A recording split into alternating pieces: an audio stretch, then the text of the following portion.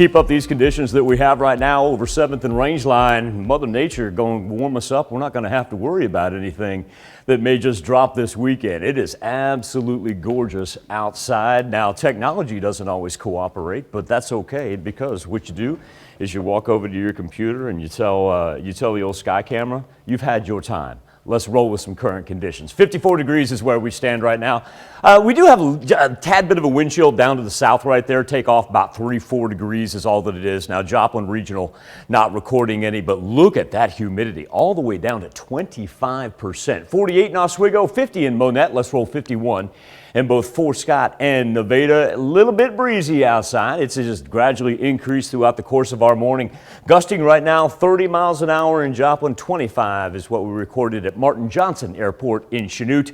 And once again, combo the wind, combo the very low humidity, and we're going to have to talk about elevated fire concerns. Nice thing is, though, cold front really is pushed off to the northeastern portion of the United States. Huge warm up in that line right there that takes us all the way from the Canadian border right through the Midwest, to the point where our temperatures, because the jet stream taking off to the northeast of us, are actually on par with that of Dallas, Texas, believe it or not. Yeah, we're 1 degree off from what DFW is in the midst of. Later on this afternoon, the wind is going to die down just a little bit as we approach sunset, probably get down to about 10 to 15 miles per hour.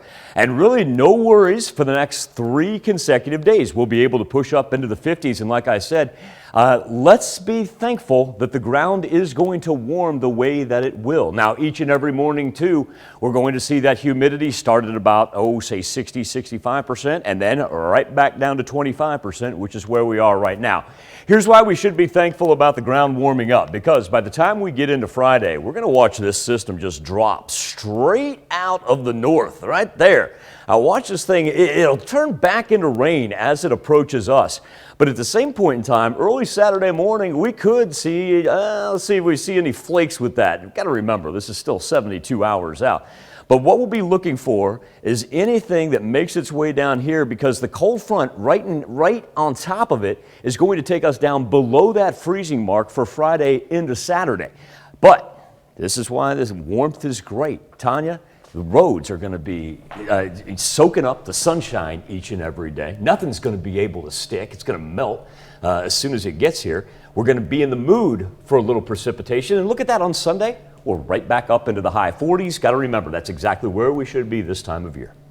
Hey, can't complain about a week of 50s in January, that's for sure. And even though today a little bit blustery, there's a big difference between 25-mile-an-hour winds and those 40-mile-an-hour winds that we were fighting just a couple weeks ago. Very true.